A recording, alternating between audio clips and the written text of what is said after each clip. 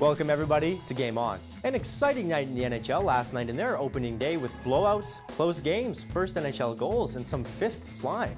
On today's episode, of course, hockey will be a prevalent theme as Matt Stefano conducts an in-studio interview with Sioux College Cougar Anthony Policino.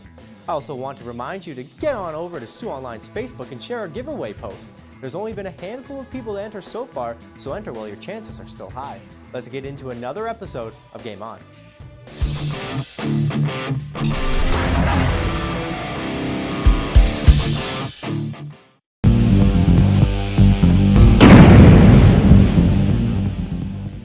On this day, way back in 1906, the Chicago Cubs beat the Pittsburgh Pirates 4-0 to end their MLB season at a record of 116 wins to 36 losses. That's good for a .763 winning percentage that has since gone unmatched. Then in 1991, the Edmonton Oilers traded their captain Mark Messier, who was on the team for all 5 Stanley Cups, We think we got a chance now to win the Stanley Cup. to the New York Rangers in exchange for Bernie Nichols, Stephen Rice, and Louis DeBrusk. Just 2 seasons later, Messier led those same Rangers to the Stanley Cup. In 2001, Barry Bonds hit his 70th home run, tying Mark McGwire for the most MLB home runs in a single season. Come 2012, Formula One legend Michael Schumacher retires. He is a 7-time Formula One world champion and the only one driver in Formula One history to finish in the top 3 in every race of the season.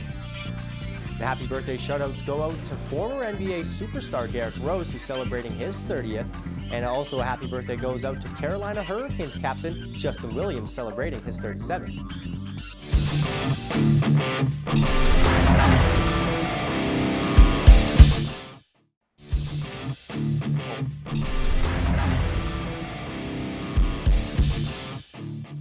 Welcome back to Game On. It's giving it away behind me here, but it's time to keep beating that dead horse into the ground because everybody wants to hear about the Toronto Maple Leafs. I know you do. I know my good buddy Matt beside me here wants to talk about the Leafs. So let's dive right into it. Matt, looking at the 3-2 win that the Leafs had last night, what impressed you about both sides of the game? Not only what the Leafs did, but what the Habs did, because I thought the Habs played a great game through and throughout, with Carey Price looking true to form as we know Carey Price. Oh yeah, I thought that definitely Carey Price, he was at his absolute best last night, and even though the Habs didn't get the win, I thought like what I've seen in Carey Price last night, he was like the old-time Carey Price. Like you could tell his confidence is starting to come back from last year after that disappointing season, and I think if Carey Price continues to play the way he does, Montreal might have a chance of making the playoffs. If all of Montreal plays like they did last night, they were fast, they were hungry. I mean, I guess going into it with the expectations put on the Leafs this season, it was almost a Leafs game to lose at that point, with so much riding on that Montreal just went out and played some hockey, and they did great. Kotkaniemi, for example, got his first point last night. Nobody thought the 18-year-old was going to make the team, but he saw a chance with the weakened roster this year, and he made the team. So let's go look at the Leafs. Our question going into the season was, can John Tavares and Austin Matthews work together on the same team? And I think if you look at just the stat sheet even alone, it speaks for itself. They definitely can. What are your thoughts on that? Oh, I think they definitely can. And when you look at what they did last night, Toronto wins the game 3-2, and who did the goals come from? Austin Matthews. He gets the opening goal, he gets the overtime goal, and then John Tavares, he scores the second goal for the Leafs. So look who scored last night, 2 first overall picks, Matthews and Tavares, and you could tell when they left the ice, they were happy. They were happy they got the win, and I think that looking at right now after last night's game, they're going to work well with each other, and if the chemistry is good, they're going to play good. And when we take a look at the game as a whole, were there any concerns that you would take back for the Leafs? Anything that you think they should be working on? Well, I thought that, like, you know, again, they ran into a tough goalie, but again, like, I'd say, like, maybe their power play more, because I think, like, you know, they have to work a bit more on their power play. Like, you know, the defense, like, they have to keep the puck in the zone whenever, like, you know, the team, you know, clears it. Because, again, like Jake Gardiner, he's very good out there. He's one of their star defensemen. Zaitsev they have. So, again, like, you know, if their power play becomes better, then they're going to put more pucks in the net. But apart from that, I thought they played a good all-around 5-on-5 game. I was pretty concerned for them when I was watching. When I watched that first, second, and even parts of the third, Montreal was running laps around them. It took a bit for the Leafs to get their feet underneath them. And I don't know what it was. I mean, it could easily translate from like everybody that was there was saying, all the reporters and analysts were saying, you could feel the expectations from the fans. You could feel it. And do you think playing with such big expectations on this team that's been basically playing with house money the last couple of years, do you think that's going to play at all a factor into the way the Leafs go into the standings this year? I think it might, because I mean, like when you look at the Toronto Maple Leafs, like, you know, again, like, you know, Nylander, Yes. like, you know, they're still waiting for a contract on him, and hopefully Dubas, like, you know, knowing Kyle Dubas, he's very smart, he knows his stuff, so I think he'll work something out to keep William Nylander on board and give him the right amount of money, because again, like, you know, Nylander is a very good player. He's got a bright future in Toronto. He's definitely a rising star for the Leafs, so that's a positive there. But again, like you were talking about Montreal's play last night, I'd have to say how I've seen Montreal, like you could tell they're young players that they just got, like Max Domi, who had a really good... He looked great. Oh, he looked excellent. Like I think that he's gonna definitely help Montreal win games this year. And like, so what? They don't have Galchenyuk. So what? They don't have Pat Chiretti. Like, even though, like, you know, they were on the team for such a long time, but the new guys that came in really made an impact. Like, I think that, like, after last night's game, that was the best game I've seen Montreal play, even some all games season. last year. Yeah, in a long time. They looked like a brand new team last night. And speaking about Nylander, are you getting ready to hit the panic button yet, where we think it's time to really start worrying that he's not signed to a deal and that he's not with the team?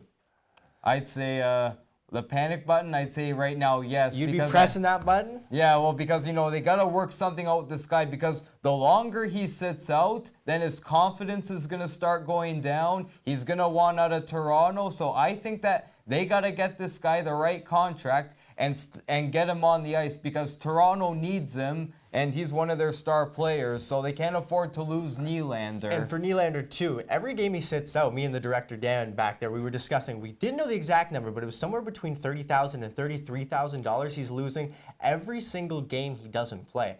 So I'm sure Nylander's not liking watching the money fly past him. He'd like to be out there playing hockey with his friends and getting back to what he's loved doing since he was a kid. But let's put that aside. Thomas Plekanec and Karl Alzner were both healthy scratches last night for the Montreal Canadiens. Right choice, wrong choice? I think that's the right choice, because when you look at Thomas Plekanec, like, he's had many great seasons in Montreal. I always liked him as a player. He's a very good player. He even played in the Olympics for many years for the Czech Republic. But again, like, Thomas Plekanec, when he went to Toronto, when Toronto got him at the trade deadline last year, he did not help Toronto. I hate to say it. Like, you know, he played better in the playoffs, but since Toronto got him in the trade deadline last year, he had no goals for them. Like, we're talking a star player who basically, like, I don't know if it's age-wise, I don't know if it's because, like, you know, line mates, but I think, like, you know, now that he's back in Montreal, he needs to get a different mindset and get used to the team he's back on. And I'm just going to add some final thoughts before we wrap up. I thought sitting Plekanec was actually a very smart idea. Like you say, Plekanec didn't do much when it came to the Leafs. Now that he's back with Montreal, to put him in that game in a building, I think he might have got chewed up a little bit, booed a lot, because, like we said, we gave up assets to get him, and he didn't give much in return. But I guess we'll see when Plekanec will make his return in the red, white, and blue. For now, that wasn't the case, but plenty of more hockey left. 81 games for some, 82 for the rest. Stay tuned as we cover more of that on Game On.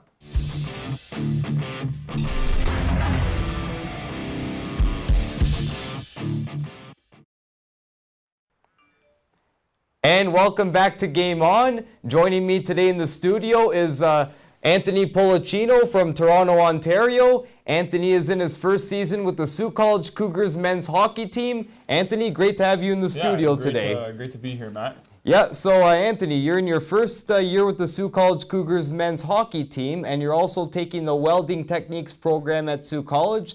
Talk about what you're liking about the team so far and how you're liking the college. Well, I know we have a good group of guys. From our first 4 games, we showed, we're really talented and we can pretty well play with anyone in our lineup.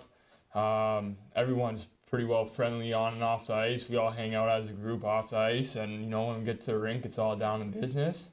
And I can't say enough about our coaching staff. They've been one of a kind since I got here. So, shout out to them. And the school is really good. Accommodations. Michelle Morley, she's awesome. She helps all the guys out and makes us pretty well get through our day. Welding is awesome. I pretty well took welding because it's a growing trade, and it's fun to make stuff out of metal, right? Yeah, and you're also from Toronto, Ontario. How you adjusting to playing hockey in Sault Ste. Marie and living away from home? Well, I played in Blind River, as you know, so I'm kind of used to the northern weather, and it's actually really beautiful up here. So that was one of the reasons why I came back up here, and it's better than the city, I think. So. And also, that year when you played with the Blind River Beavers, that was your only season in the NOJHL back in 2016-2017. You also served as the Beavers captain that year, and you led the team all the way to the NOJHL final for the first and only time in franchise history. Talk about that season you had that year. Well, we got to start off with recruiting with, Kyle Brick. He basically, I saw him down at a tournament in Kingston. And, we got talking a little bit, and Kyle's an awesome coach. I loved him, probably one of my favorite coaches. Basically, he asked me, he said, what do you do next year for hockey? I said, I don't know. I don't really have any plans yet.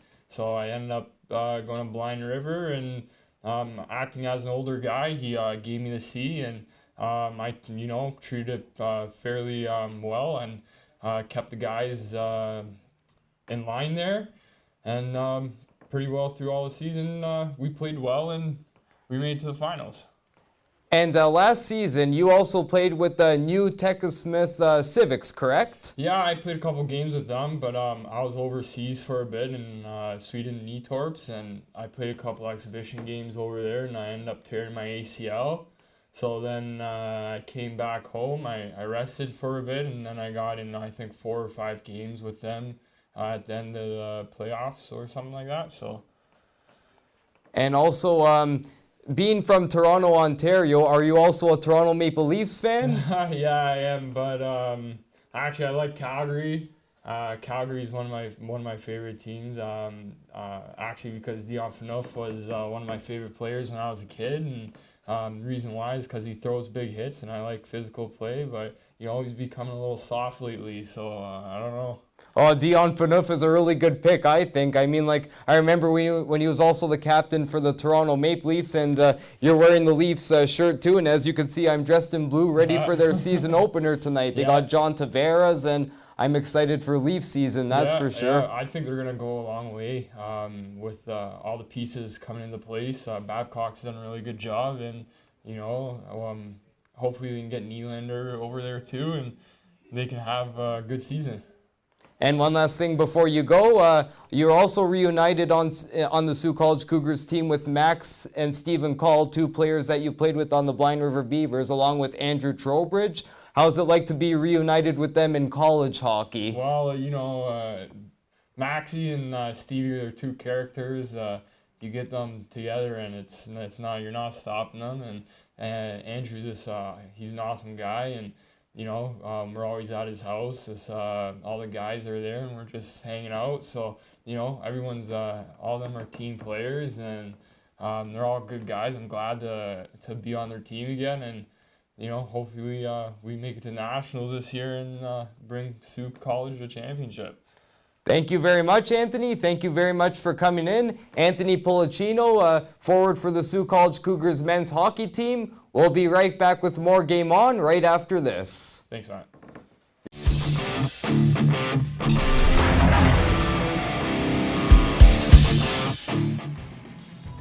And unfortunately, that is the end of another episode of Game On. Now, if you are watching this on TV, the Catch the Ace coverage begins at 9:15, so make sure you keep your eyes peeled to the very final day of Catch the Ace, where someone in the Soo will be a brand new millionaire. As of course for Game On, you already know the drill. It's on every Tuesday to Friday at 8:30 p.m. where Matt and I cover anything from local to international sports. Thank you all for watching, and good luck catching that ace tonight, Sault Ste. Marie.